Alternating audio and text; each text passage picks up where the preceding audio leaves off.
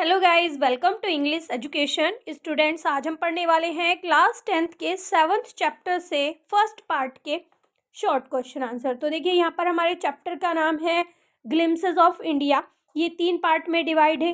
First part को हम आज पढ़ेंगे, जिसका टाइटल है बेकर फ्रॉम गोवा। तो देखिए, यहाँ पर इस चैप्टर में हमने बेकर के बारे में, जो गोवा में रहते थे उनके बारे में बहुत सारी चीज़ें पढ़ी है। कुर्ग के बारे में हमने जाना है। अगर आपने चैप्टर को नहीं पढ़ा है तो डिस्क्रिप्शन बॉक्स में आपको लिंक मिल जाएगा, वहाँ से आप चैप्टर को रीड कर सकते हैं। तो देखिए, सबसे पहले क्वेश्चन पूछा गया है, what do the elders of Goa remember नॉस्टैल्जिकली। तो देखिए, यहाँ पर पूछा गया है अतीत की यादों में, मतलब क्या याद करती हैं, अतीत की यादों में क्या है जो गोवा के एल्डर्स हैं उनके। तो देखिए, they remember नॉस्टैल्जिकली the old Portuguese days. तो देखिए, उन्हें जो है ओल्ड पोर्चुगीज यानी कि पुर्तगाली जो दिन थे जब पुर्तगाली यहाँ पर रहते थे वो याद करते हैं। एंड लोव्स ऑफ ब्रेड्स, और ब्रेड्स को, जो उनके द्वारा ब्रेड्स बनाई जाती थी वो उसको याद करते हैं। देखिए, नेक्स्ट क्वेश्चन है, what are the time tested things. Time tested मतलब जिन्होंने समय की मार को झेला है। Which still exists in Goa, जो अभी भी गोवा में एग्जिट करती हैं, अभी भी हैं। तो देखिए, वो कौन कौन सी चीज़ें हैं। The furnace of the bakers, जो फर्नेस है यानी कि जो भट्टियाँ हैं जिन पर बेकर्स ब्रेड बनाया करते थे। आर टाइम टेस्टेड थिंग्स, वो टाइम टेस्टेड थिंग्स हैं यानी कि उन्होंने समय की मार को झेला है। विच स्टिल एग्जिस्ट देयर, वो अभी भी वहाँ पर मौजूद है। नेक्स्ट क्वेश्चन है, when did the baker come daily.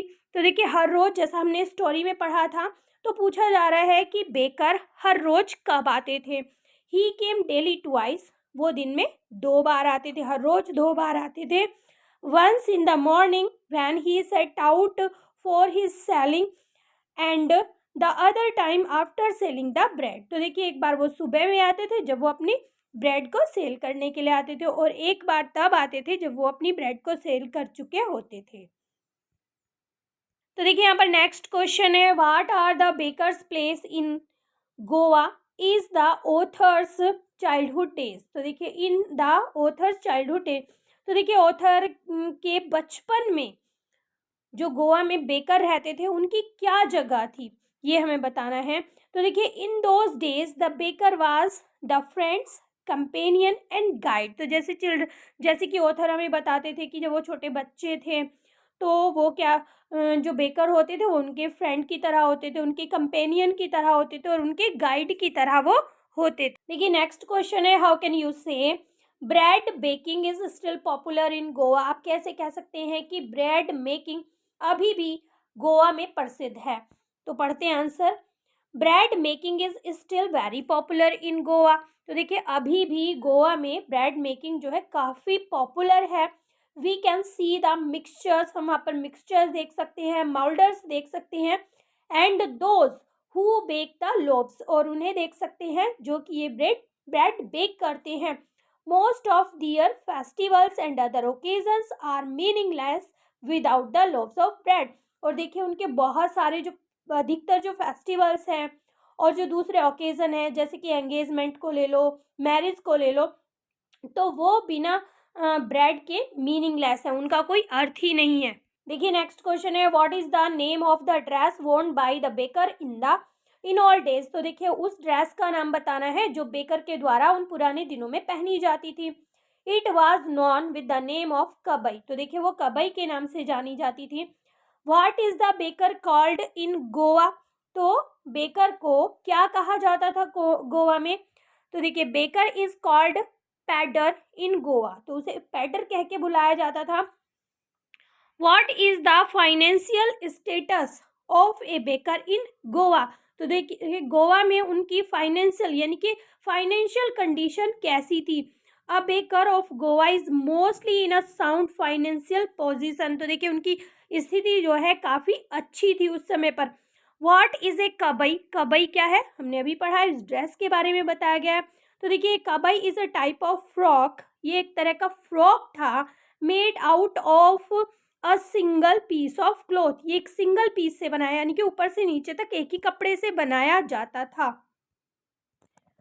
What did the baker mean to the narrator during their childhood. तो देखिए नैरेटर के चाइल्डहुड में बेकर का क्या मतलब था।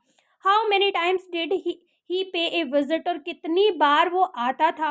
ए बेकर और pader was an important person. तो देखिए बचपन की बात बता रहे हो कि जब उस समय पर जो पैडर था या हम बेकर कह सकते हैं, वो काफ़ी इम्पोर्टेंट पर्सन था इन द ऑथर्स लाइफ, ऑथर के जीवन में। He was treated like a friend, और उसे एक फ्रेंड की तरह ट्रीट किया जाता था। He use to come twice a day, वो दिन में 2 बार आता था।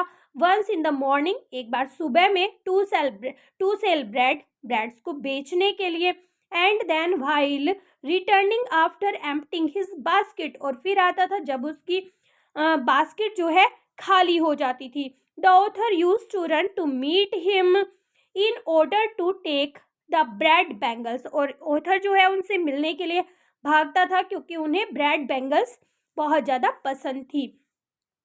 ही चैटेड एंड गॉसिप्ड विद हिम, वो उससे बातें भी करता था और गॉसिप भी किया करता था। What were the baker called, describe their peculiar dress. तो देखिए पिकुलायर मीन्स होता है स्ट्रेंज, कह सकते हैं। तो देखिए बेकर को क्या कहा जाता था, हम पहले भी पढ़ चुके हैं, और उनकी ड्रेस के बारे में भी डिस्क्राइब करना है। The baker were known as pader, उन्हें पैटर के नाम से जाना जाता था। दीज बेकर वोर पिकुलायर ड्रेस नोन एज द कबई, वो एक अजीब तरह की ड्रेस पहनते थे जिसे कबई कहते थे।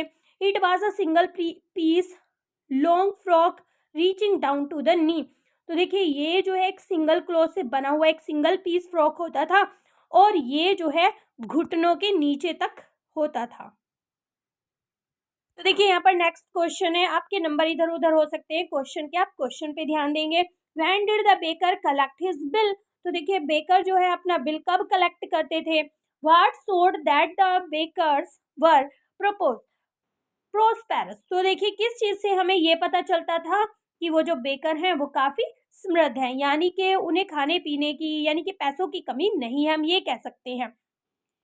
The baker usually collected his bill at the end of the month.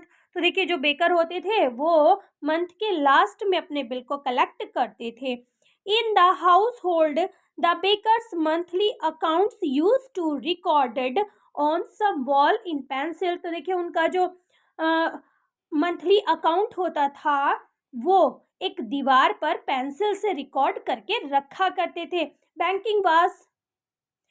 Baking was a profitable business in those days, और ये जो बेकिंग का काम था ये उन दिनों काफ़ी प्रॉफिटेबल था। दियर फैमिलीज नेवर स्टार्व, तो उनका जो परिवार था वो कभी भूखा नहीं मरता था, भूखा नहीं रहता था। दियर प्लम्प बॉडीज, उनका जो मोटा ताजा शरीर था ना, showed that they were prosperous. तो देखिए ये दर्शाता था कि वो काफ़ी समृद्ध हैं, काफ़ी ज़्यादा अर्निंग वो करते हैं। तो देखिए when would the baker come every day, कब आते थे बेकर, हर रोज।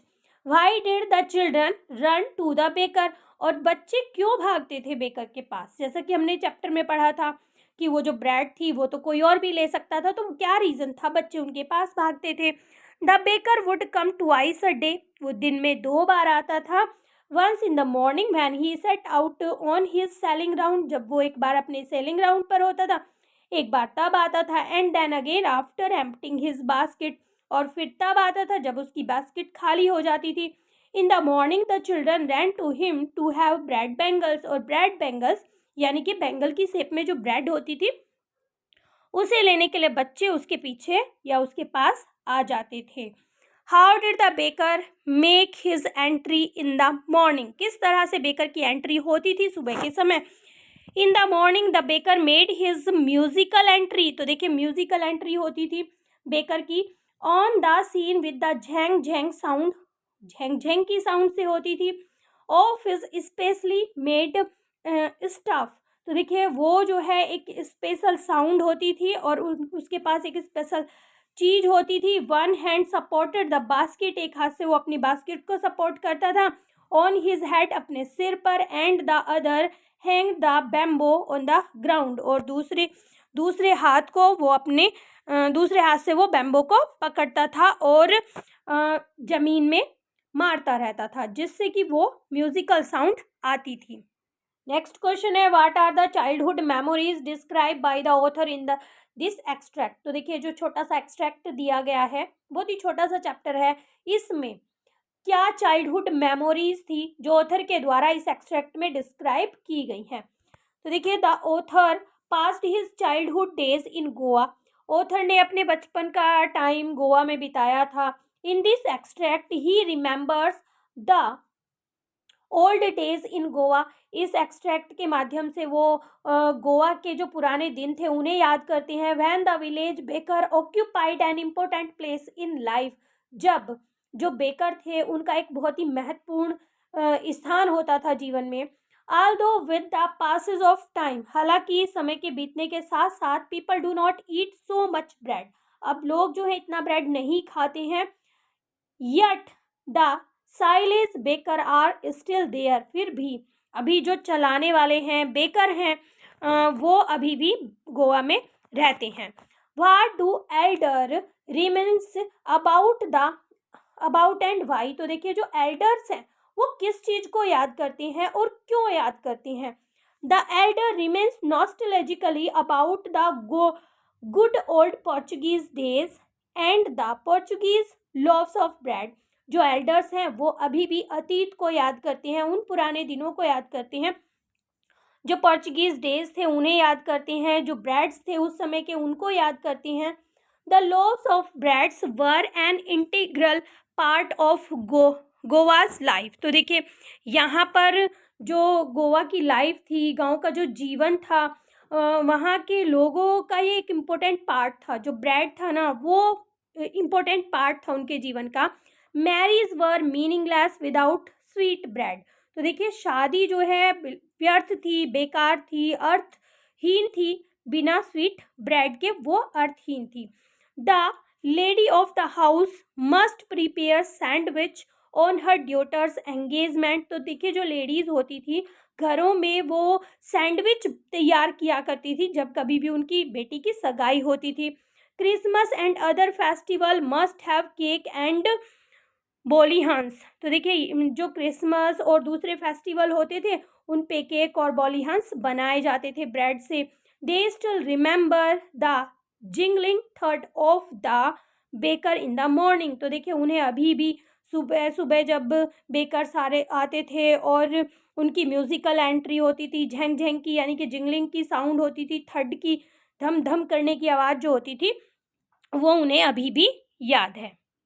आपका नेक्स्ट एंड लास्ट क्वेश्चन है, how can you say that the maker of the famous Goa loaves are still there. आप कैसे कह सकते हैं कि जो ब्रेड्स थी फेमस, गोवा की जो फेमस ब्रेड हैं, लोव्स हैं, उन्हें बनाने वाले अभी भी वहाँ पर हैं। तो देखिए many of these eaters of loaves might have died but their makers still exist. तो देखिए जो इन ब्रेड्स को खाने वाले थे हो सकता है कि अब वो नहीं हो, अभी वो गुजर गए हों, मर गए हों, बट जो मेकर्स हैं वो अभी भी हैं। The mixtures moulders and those who bake the loaves are still there in Goa. तो देखिए जो मिक्सचर्स हैं, माउल्डर्स हैं और वो जो उसे बेक करते हैं वो अभी भी गोवा में है। The fire in the furnace has not yet been extinguished. तो देखिए अभी भी जो भट्टियों में जो आग जलती थी वो अभी भी नहीं बुझी है। एंड द थर्ड and jingle of the bakers bamboo can still be heard in the morning in some places. और कुछ स्थानों पर अभी भी वो जिंगल की साउंड, थर्ड की साउंड को सुना जा सकता है। These bakers known as paders. तो देखिए उन बेकर्स को पैडर्स के नाम से जाना जाता है। Exist in Goa even today, वो अभी भी उनका अस्तित्व अभी भी है गोवा में। The family profession is still carried on. तो देखिए जो फैमिली प्रोफेशन था, बिजनेस था, वो अभी भी उनके बेटों के द्वारा चलाया जा रहा है। तो देखिए इस तरह से हमने अपने सभी क्वेश्चंस कर लिए हैं कंप्लीट। आई होप अच्छे से आपको समझ में आ गए होंगे। अगर वीडियो आपको अच्छी लगी है तो एक लाइक ज़रूर करें। चैनल पर अगर आप पहली बार आए हैं तो चैनल को सब्सक्राइब करें। मिलते हैं अपने नेक्स्ट टॉपिक में, तब तक के लिए bye bye and take care.